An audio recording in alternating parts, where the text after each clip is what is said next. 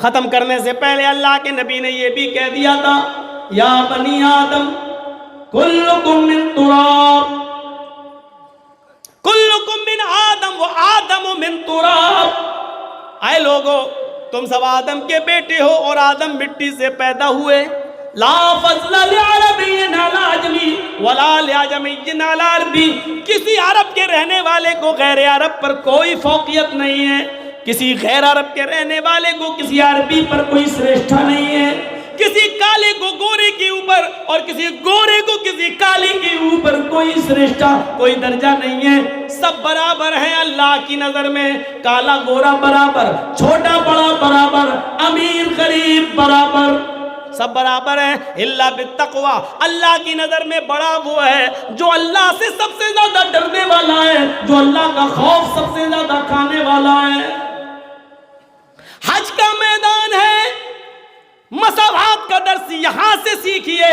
ہندو بھائیوں، تمہیں کل یہ پرسوں یہ تقریر تم تک بھی پہنچ جائے گی، تم بھی سیکھو اسلام اس میسج کو۔ حج کا میدان ہے، افریقہ کے کالے لوگ بھی موجود ہیں، مصر کے گورے لوگ بھی موجود ہیں، ہندوستان کے کالے اور گوروں کے بیچ میں میڈیم لوگ بھی موجود ہیں، 40-50 لاکھ کا مجمع ہے، امیر بھی ہیں، غریب بھی ہیں، کالے بھی ہیں، گورے بھی ہیں، ٹھگنے بھی ہیں، لمبے بھی ہیں، موٹے تازہ بھی ہیں، پتلے دبلے بھی ہیں، سب ایک ہی میدان میں جمع ہیں اور سبھی کی زبان سے جملے نکل رہے ہیں، لبیک لبیک اللہم لبیک، حاضر ہوں تیرے سامنے آیا ہوں، اپنے گناہوں کی پوڈری لاد کر، اپنے گناہوں کا بوجھ اپنے سر پر لاد کر تیرے دربار میں حاضر ہوا ہوں، اے اللہ تیرے دربار میں آیا ہوں۔ ہر آدمی اپنے گناہوں کو پیش کر رہا ہے کہ اللہ تیرے دربار میں آیا ہوں۔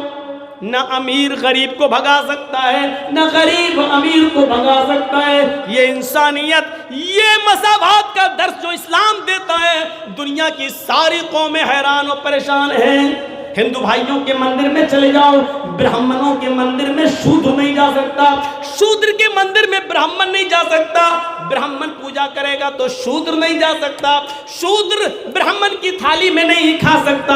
میرے بھائیوں، یہ الگ الگ چیزیں ہیں، لیکن اسلام کے نظریے پر غور کرو، اسلامی شکشا پر غور کرو۔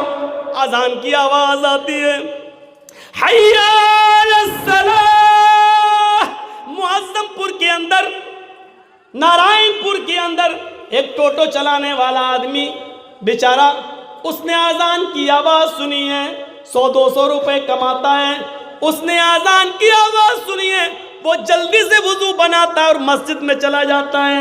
اسی نارائن پور کی سرزمین پر مولانا جرجیز بھی پروگرام کرنے کے لیے آئے ہیں۔ جرجیز صاحب کو اپنے کمرے سے وضو بنا کر مسجد میں جانے میں دیر ہو گئی، آگے کی صف بھر گئی ہے، ٹوٹو چلانے والا بالکل بیچ میں پہلی صف میں بیٹھا ہوا ہے۔ مولوی جرجیز بعد میں آتا ہے۔ اسلام کی نظر میں مولوی جرجیز کو اتنا پاور نہیں ہے کہ آگے صف میں بیٹھے ہوئے ٹوٹو چلانے والے کو انگلی کے اشارہ کر کے مسجد سے باہر نکال دے، یا پیچھے کی صف میں کھڑا کر دے اور خود آگے کی صف میں لگ جائے۔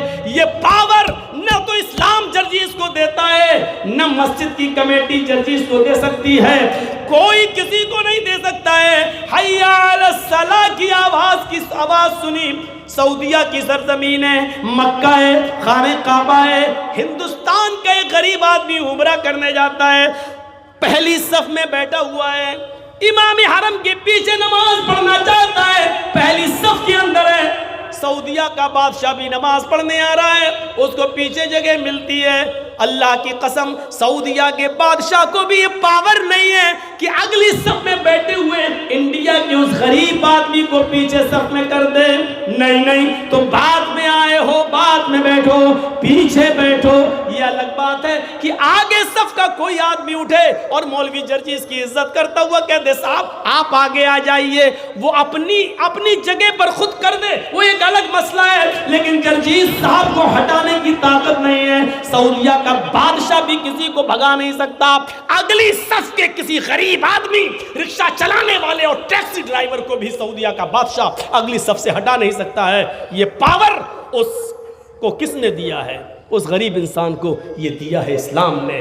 یہ کس نے دیا ہے؟ یہ دیا ہے جناب محمد رسول اللہ نے۔ یہ کس نے دیا ہے؟ یہ دیا ہے قرآن کی تعلیم نے۔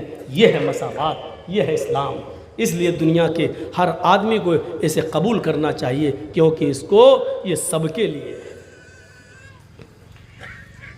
ہمیں ان چیزوں پر غور کرنا چاہیے۔ جب مسجد سے کوئی ہمیں نہیں ہٹا سکتا، طاقت نہیں ہے کسی کے اندر، پاور ہی نہیں ہے کسی کو حاصل، یہ مساوات کا درس کون دے رہا ہے؟ اسلام دے رہا ہے۔ میرے بھائیوں، 12:08 ہو رہے ہیں، تقریر ابھی ہماری ختم نہیں ہوئی ہے۔ میں کچھ لوگوں کو چادر لے کر آپ کے درمیان بھیج رہا ہوں۔ اس مسجد کی تعمیر ہونا ہے، کام باقی ہے۔ آپ لوگوں سے گزارش ہے کہ آپ لوگ مسجد کے نام پر زیادہ سے زیادہ تعاون کریں۔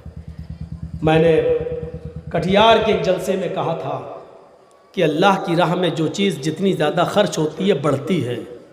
ایک کتیا کو دیکھو کتنے بچے پیدا کرتی ہے، 10 12 6 8، لیکن کتنے دکھائی دیتے ہیں؟ 2 ادھر، 5 ادھر، 6 ادھر۔ سڑک پہ کوئی ٹرک کے نیچے مر گیا، جبکہ وہ کاٹے نہیں جاتے۔ اور کتنا دیتی کتیا؟ 6 8 10۔ اور ایک بکری کو دیکھ لو کتنے بچے دیتی؟ 2، مشکل سے 3، ویسے 3 بہت کم دیتی ہے، 1 2 2 1 زیادہ ہیں۔ اس سال آپ اللہ کے نام پر قربانی کریے، 1 کروڑ بکرا قربانی ہوا، دوسرے سال اللہ تعالیٰ نے 1 کروڑ سے زیادہ پھر پیدا کر دیا۔ روزانہ کتنا اللہ کی راہ میں صدقہ و خیرات ہو رہا ہے، اور قربانی کے موسم میں کتنی کٹ جاتی ہیں، اللہ کی راہ میں صدقہ و خیرات ہو جاتی ہیں، اللہ دوسرے سال پھر بڑھا دیتا ہے۔ یہ اس بات کی علامت ہے، اللہ کی راہ میں جو چیز جتنی زیادہ خرچ ہوتی ہے وہ اتنی بڑھتی ہے۔